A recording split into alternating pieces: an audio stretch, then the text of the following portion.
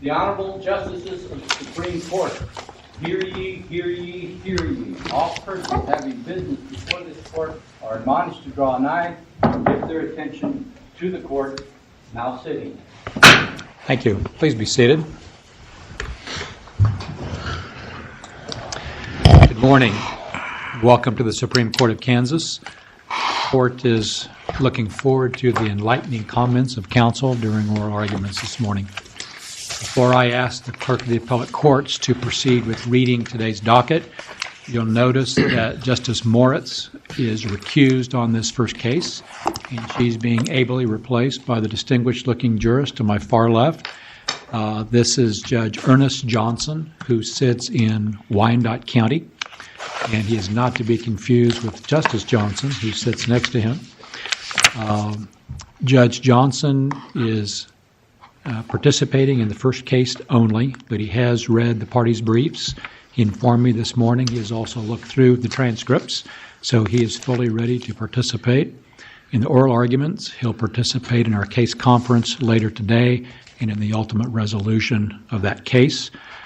Judge Johnson, on behalf of my colleagues on the court, I want to thank you for helping us out today. It's an honor. Thank you. Thank you. With that, Ms. Green, as clerk of the appellate courts, will you please proceed with the honor of reading today's docket? Appeal number 102,198, State of Kansas versus Peterson. Opposition for review, Douglas County, briefs both sides.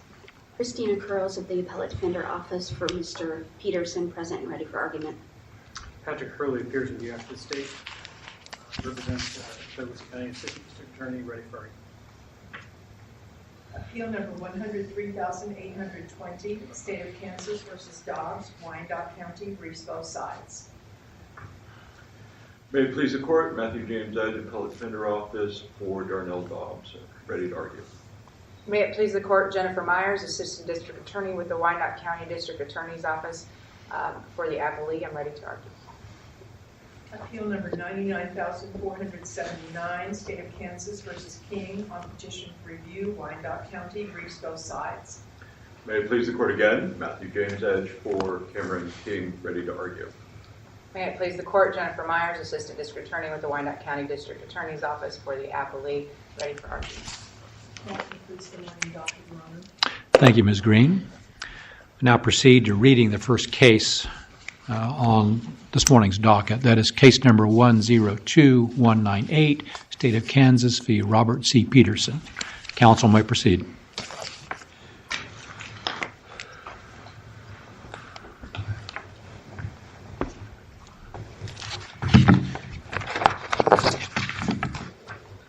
Representing Mr. Peterson, I'm Christina Curls of the Appellate Defender Office. I would request 3 minutes for rebuttal. 3 minutes is granted.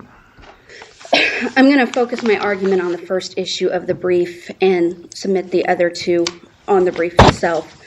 The first issue regards whether or not the state violated the plea agreement in this case. During the plea, the state agreed to remain silent in sentencing except to correct factual misstatements. Additionally, they agreed not to oppose a motion for a downward dispositional departure to probation. However, then at the first part of the sentencing hearing, since it did get drug out by a request of the district court for more information, but at the first part of the sentencing hearing, specifically on the motion for departure, the defense presented a doctor to testify about in support of their departure motion. The state cross-examined that doctor and brought in, I guess, what we would characterize as differences in interpretations of the facts. They were cross-examining the doctor on the facts that came out, or the evidence that came out in the preliminary hearing. The fact that the state cross-examined had been agreed to by defense counsel, correct? Right. It had been agreed to by defense counsel. During the cross-examination, though, defense counsel objected that it went beyond the scope of that because at that point the prosecutor was then, I guess... What type of cross-examination did the defense counsel agree to? It is not clear from the record because in the argument, the prosecutor just said that she had talked to the defense counsel prior to and they agreed to a cross-examination. Then during the cross-examination, defense counsel did object to what the prosecutor was doing as going beyond the scope of the plea agreement. Our main argument, while we do believe that portions of the state's cross-examination did go beyond the plea agreement and that they were bringing up issues that were not factual misstatements, but rather their different interpretation of those facts. It was really more about factual omissions made by the defendant to the examining expert, right? Right. What they claimed were omissions. I mean, for example, they brought up the fact that that Mr. Peterson didn't tell the doctor, Dr. Bennett, that I believe 1,297 pictures were found in the temporary files on his computer. But what Mr. Peterson did tell the doctor in the examination is that child pornography was found. I mean, his story and his story throughout, even at the plea when he pled no contest, is that these were the results of pop-ups. So our argument is that the fact that he didn't say the exact number wasn't a factual misstatement. He told the doctor that there was child pornography. He very likely didn't know the exact number, and the state going into the exact number wasn't correcting a factual misstatement. It was bringing in additional facts to attempt to dissuade the court from granting the motion for dispositional departure, particularly since the same judge who was the judge at the sentencing hearing had heard all of this information at the preliminary hearing themselves. But the main... So then what's the harm? The harm is that after the cross-examination, the state didn't just state... No, I understand the complaint about the characterization of what the court should view, how the court should view the misstatement to the evaluator. But what I'm after is the cross-examination was on the number of photos related to the evaluator, and the judge already knew the number of photos. So why do we have a problem here? There were other things that the state cross-examined on as well as I'm asking about that specific complaint that you just made. You complained that there was a cross-examination about the number of photos that were actually found on the computer. And I'm saying the judge already knew the number of photos found on the computer. So how did that cross-examination prejudice the defendant? Because of the way the state was characterizing it. The state was characterizing it as the defendant deliberately misled the doctor. That the defendant deliberately lied to the doctor, when that's not necessarily the case. They were giving their version, their interpretation of those facts, but they weren't a misstatement of the facts. Well, how do you, once consent or there was permission to cross-examine the expert, how does the state then get clarification as to what facts were before the doctor? I mean, why isn't it proper? Were you aware of this? Were you aware of this? In order to clarify what facts were presented to the expert, and then see if there's misstatements, see if there's any. There has to be some sort of foundation laid for that, doesn't there?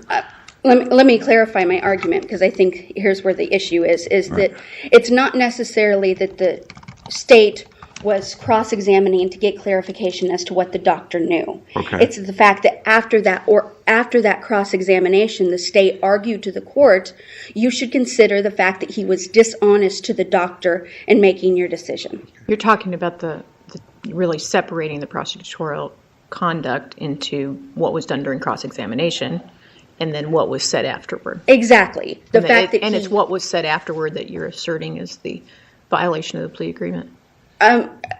Primarily, yes. It was taking... I agree that since the defense counsel agreed to the cross-examination of the doctor, the prosecutor was... it's understandable that the prosecutor would question as to what the decision was based upon. But then when he used the fact that the defendant didn't tell him about every single one of the photos, didn't tell the doctor about every single one of the photos, to make the argument to the district court that the defendant was being dishonest and you should consider that in your opinion. Not facing up to his urges, etc. Correct. I have a couple of questions that are a little bit off this point. I think we understand this point.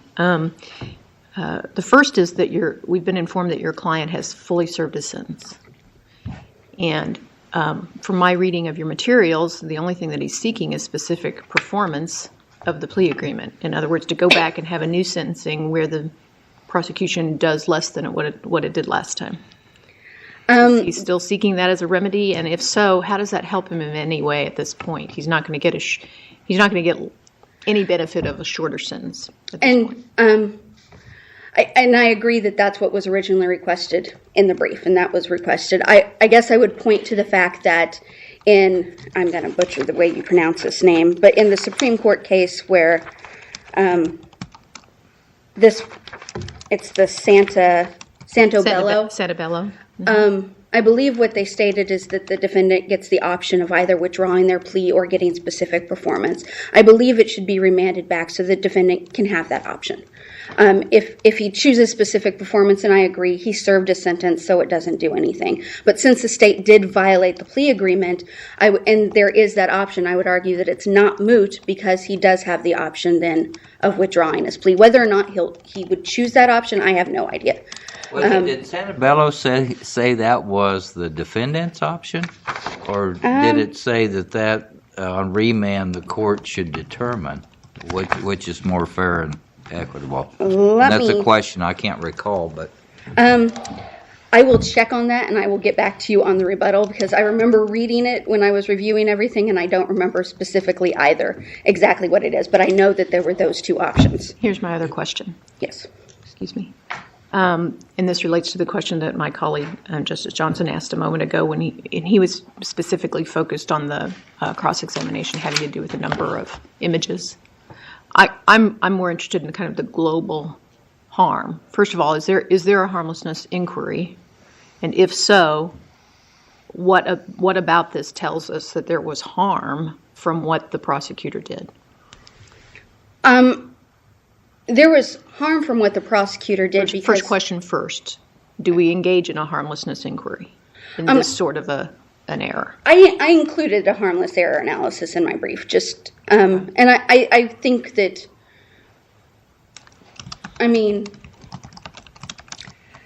Santabello really didn't speak to harmlessness, did it? It didn't, and I think I included it in my brief just to kind of cover all the bases. I don't believe under Santabello there is a harmless error analysis. If the state violated the plea agreement, then it goes back. If we do get to the harmless error analysis, then it goes to what I argued in the brief, that Mr. Peterson entered the plea agreement with the understanding that the state would remain silent and not oppose. That was his understanding at the time he entered the plea agreement. The fact that the state did not do that... You're assuming harm from that? Yes. Yeah. Okay. Because which is the same thing as not having a harmlessness inquiry. That was the basis of his entering into the plea agreement to begin with. And if that no longer exists, then there's no way to say with any certainty that he would have still entered into the plea agreement without that agreement from the state. You have a contract case where you don't prove damages, but that's okay. You get a remedy anyway. Is that the bottom line? I guess the damage in this case is that he's got a conviction on his record now based upon what the state... Conviction was a conviction. This is about sentencing. Conviction was the result of his plea. The sentencing is where we're focused now. I'm trying to figure out on how if you have to, how can you show any harm that his sentence was longer or that he didn't get his motion granted? How do you show that? You're assuming it. Am I right? It is an assumption that, because there's no way to say. There's no way without going back and remanding it for resentencing with the state following what they agreed to do to say that the district court would have granted the motion for departure but for the state violating their plea agreement. There's really no way to show that, which is why if the state violates, it goes back to see. So it's treated as a contract case for purposes of determining breach, but not for purposes of determining remedy. That's what I think that's the way it has been treated, particularly under Santabello. Okay. That's what I wanted to know. Thank you. And then just briefly, I'd like to address the state 609 letter in which they addressed Antrim, the case that recently came down. I did not do a 609 letter on that simply because I don't believe it's applicable to this case. In Antrim, the state said that they would oppose any motion for departure, and in this case, the state specifically said that they wouldn't oppose a motion for departure. So I would argue that Antrim has no application to this case at all. What can the state do once they believe that there's been a breach of the agreement? Once they show that, or once they show that there's been a misrepresentation of facts, are you suggesting then they can't comment on that? Here there was, during the cross-examination, I believe the prosecutor pointed up some inconsistencies or at least some omissions from what was disclosed, important information that was to be disclosed.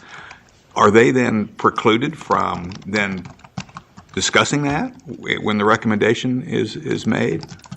If they agree to remain silent on sentencing, I guess what I argued in my brief and what I would stand by is... This had a big exception. This had an exception, except for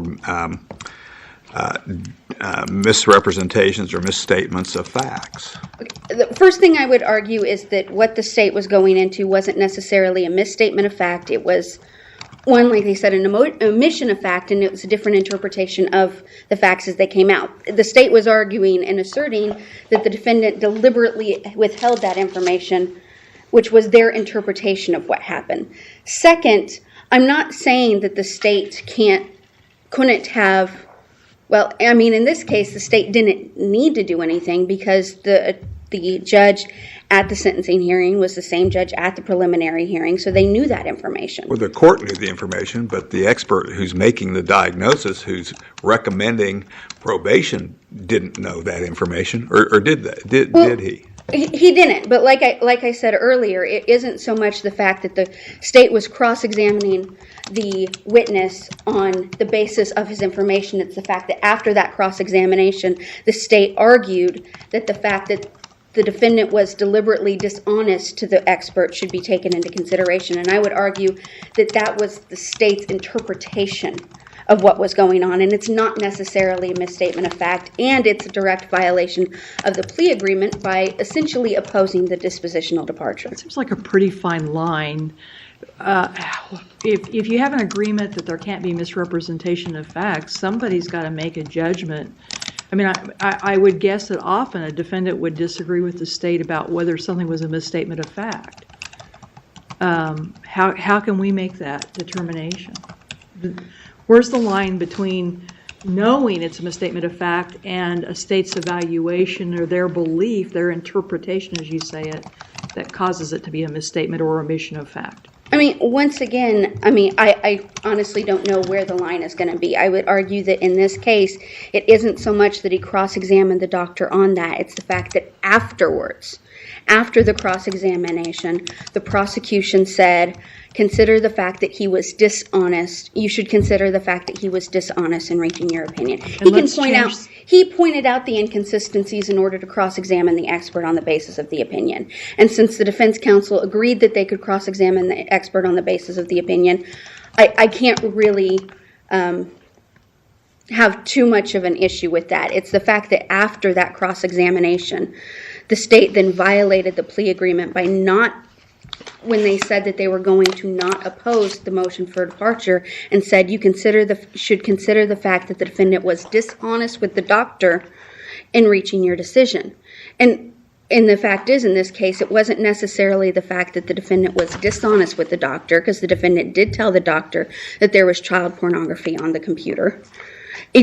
Just because he didn't necessarily say every single picture that was on there, because he may not have known, doesn't mean that he was dishonest. It was the argument to the court afterwards that was the violation of the plea agreement.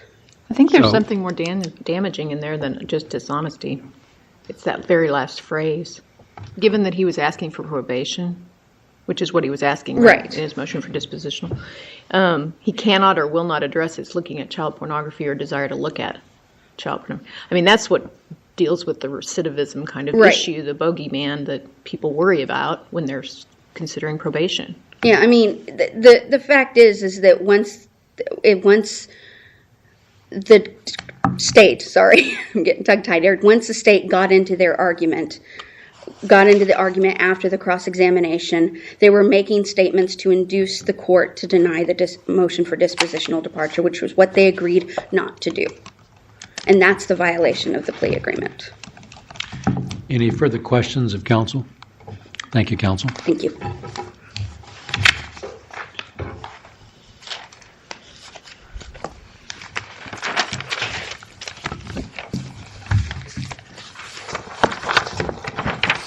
Good morning. May it please the court. Patrick Hurley, Peterson, on behalf of the state. In this particular scenario, the state had agreed to stand silent, as you're all aware. It also was given the opportunity to correct misstatements. And so it's not that the state agreed to recommend probation, they agreed to stand silent. And they only responded when the appellant made those misstatements, and the misstatements had to do with the nature of the... We're talking, as Justice Breyer indicated, we're talking about more than simply correcting misstatements or pointing out dishonesty. Ms. McGowan said that those acts of dishonesty indicated that defendant was basically in denial, that he cannot or will not address his looking at child pornography or desire to look at child pornography, and that basically is saying that he's not amenable to rehabilitation if he's in denial, and that's stereotypical arguments against probation, isn't it? Well, on page 28 of the transcript on the August 20th, 2008 hearing where this occurred, the appellant lodged an objection claiming that the state had violated the plea agreement based on the questions that were asked during cross-examination. And then on page 37 of the transcript, the appellant continued to argue that there was a breach. And so on page 46, which 45 and 46 I think are the pages you're on, the state... Volume 2. Of Volume 2. Got it right in front of me. The state was responding to the allegations made, and so had those claims not been made, those comments would not have been on the record, presumably. And so it wasn't that the state just out of the blue started arguing against any type of probation. Those were made in response to allegations that the state had breached the agreement. By the cross. By the cross. The only objection went to cross, right? Well, but on page 37, they continued to make the point that the state was not consistent with the plea agreement. But that point was made about the cross, right? There wasn't a specific objection to what was said after the cross. Right. That's what I'm trying to get at. I'm trying to figure out what the objection was directed to. And what you're saying is the prosecutor only made these statements that we've indicated some concern about in response to the objection. Right, and in part what happened on page, I believe it was 28, the appellant made the objection, and the court said, no, there's no basis for the objection. It's proper cross-examination pursuant to the plea agreement. And so the state didn't really get an opportunity to make any kind of official statement. And so then in closing arguments on the hearing, which occurred around page 37, the state was responding to those allegations. So it was argument that was wrapping up the whole hearing. Right. What we quoted. It was providing an explanation for what the state had done. Okay. Thank you. Thank you.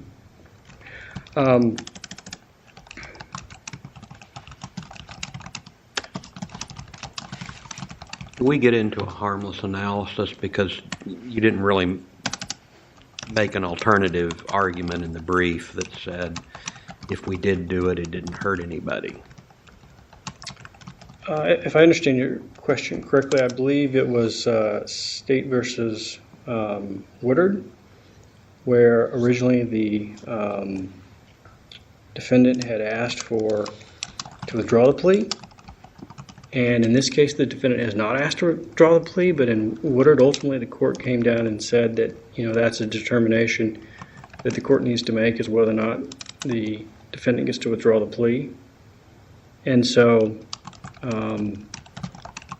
I guess I would agree that there's potentially My point is, if we disagree and find that you agreed to walk a fine line and cross the line, and breach the agreement, then we're headed straight to remedy and deciding what the defendant gets. Sure. I'm sorry, I just didn't hear that last bit. If we agree with that they strayed over the line, what was the question? Then we're just moving over to what the defendant gets as a remedy. Okay, you're not No saying that you do a harmlessness There's no analysis. harm. Okay, I just wanted to make sure I understood your response. Thank you. Otherwise, if there's no further questions, I have no further comment other than the fact that Atrium does apply. It's very similar to this situation. While there are some factual differences, in that particular case, we're dealing with the fact that the state did reserve the right to oppose the downward departure, but in this case, the state reserved the right to correct misstatements of fact, and those had to do with the number of pictures and the nature of the convictions. In fact, the defendant represented to his expert that he had had a sexual encounter or aggravated sexual battery of a 13-year-old, when in fact he pled guilty to aggravated battery of two 10-year-olds. And there were also 3 other victims that were 2 were 12 and the other one was 5. He didn't plead to those, but those are what were charged. And so in that particular case, those were factual information that obviously was brought out to the expert, and the expert, to a certain extent, felt that that was relevant information to his analysis. And so at the end of the day, the state did stand silent as to a sentence, just like the prosecutor did in Atrium.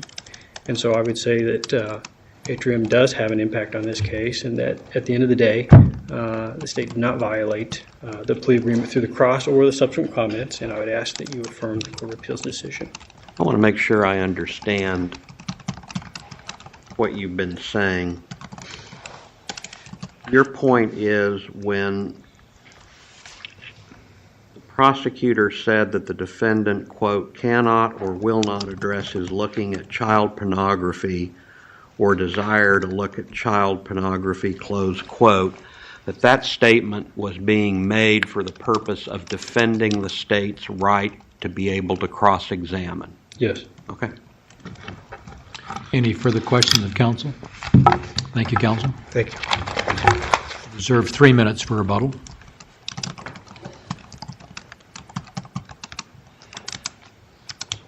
I'd first like to just address Justice Johnson's question earlier about whether or not it's the defendant's option or the state's. According to what I have from Santabello, it says that it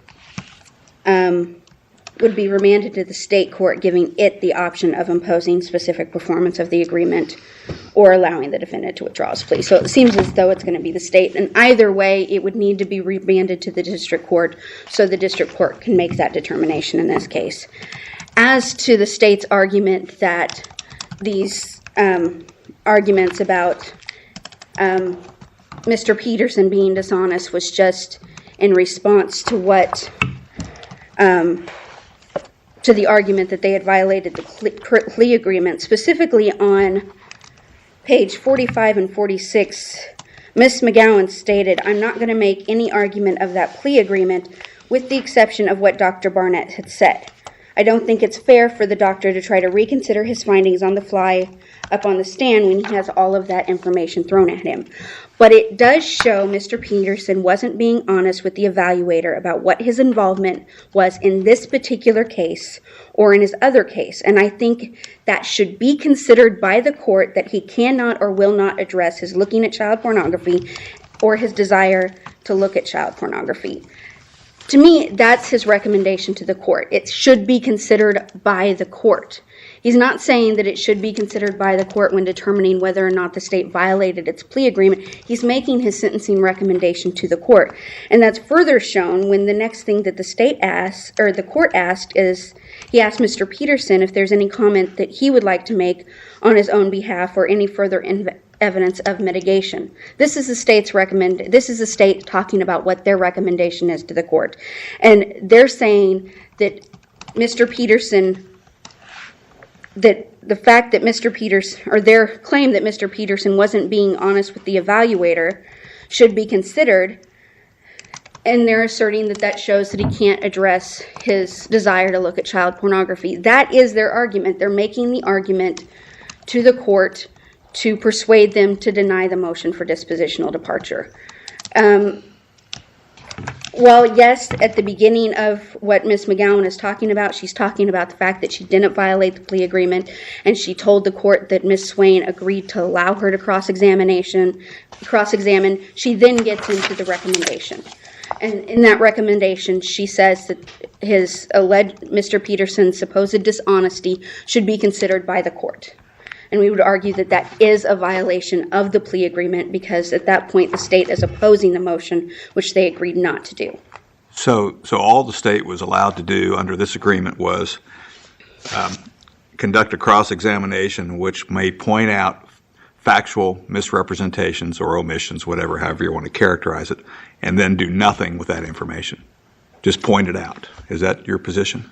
That is, yes, it was agreed that they could cross-examine on the basis of the opinion, but at that point they needed to remain silent. That is our position.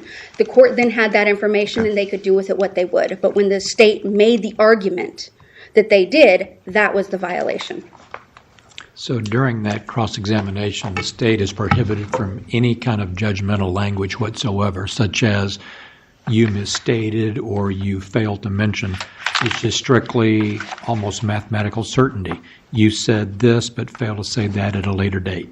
It should be, yes. That's your position. Yes, because and then it's up to the judge completely on his own or her own to draw any inferences or make any judgments based on those facts. yes. If what they agreed to do is simply correct factual misstatements, then yes, they should be bound by their agreement. All right. Any further questions of counsel? Thank you, counsel. Thank you both for your arguments this morning. Court will take this matter under advisement.